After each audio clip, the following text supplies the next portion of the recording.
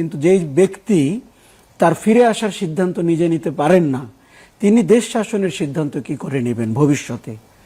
অথবা প্রধানমন্ত্রী হলে রাষ্ট্র পরিচালনার সিদ্ধান্ত তিনি কিভাবে নেবেন? আমরা অত্যন্ত আত্মবিশ্বাসের সঙ্গে বলতে পারি, এই বাংলাদেশে যদি দুর্নীতির লাগাম টেনে ধরতে পারে তাহলে সেটি একমাত্র জাতীয়তাবাদী দলের পক্ষেই সম্ভব। কারণ আমরা অতীতে করেছি, ভবিষ্যতেও আমরা এই কাজ করে যেতে পারবো। কিন্তু 5ই অগস্টের পরবর্তী সময়ে কি বিএনপি নেতাকর্মীরা তাদের কাজে কর্মে জনগণকে এই বার্তা দিতে পেরেছেন যে তারা দুর্নীতির বিরুদ্ধে লড়বেন? আমার মনে হয় একদমই পারেননি। এবং আপনি যদি 5ই অগস্টের পরে নির্মোহভাবে দেখে থাকেন, বিএনপিকে আমরা সেই চেহারাটি দিয়ে দেখেছি যেটি বিএনপি অতীতে নিন্দিত হয়েছে, ক্ষমতায় থেকে এবং ক্ষমতায় না থেকে। কাজেই মানুষ গত 16 মাসে ভরসাটি পায়নি যে বিএনপি দুর্নীতিমুক্ত একটি সমাজ গঠনের চেষ্টা করবে। বরং মানুষ আতঙ্কিত যে এইভাবে যদি চাঁদাবাজি, দখলদারিত্ব বিএনপি কন্টিনিউ করে এবং তারা যদি ক্ষমতায় যেতে পারে, বাংলাদেশ সেই পুরনো পথেই হাঁটবে যেখান থেকে অনেক রক্তের বিনিময়ে আমরা কিছুদিন হলো বেরিয়ে এসেছি। এরকম মনে হচ্ছে। বিশেষ করে তারেক রহমানের সর্বশেষ যে ফেসবুক পোস্ট, আপনি দেখেছেন যে এই বিষয়টি তার হাতে নেই, অথবা এককভাবে তার হাতে নেই। দেখুন, উনি একজন রাজনীতিবিদ, মানুষের কাছে তার জবাবদিহি করার কথা, তাহলে কার হাতে আছে? এটি কি পশ্চিমা বিশ্বের হাতে আছে তাকে গ্রহণ করার বিষয়টি?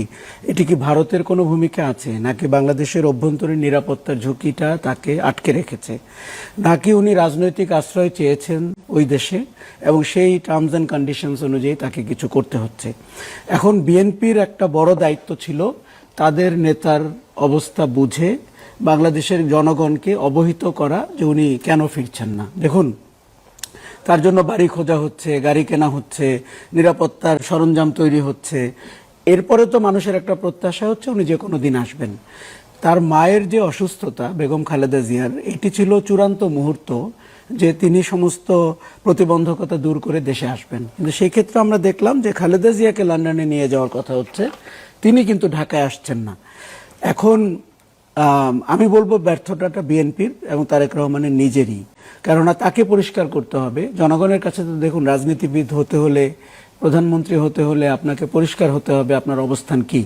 কাজে উনি কি জনগণের কাছে প্রকাশ করছেন কিনা, এমন কিছু কি তার আছে যেটি তিনি প্রকাশ করতে পারছেন না।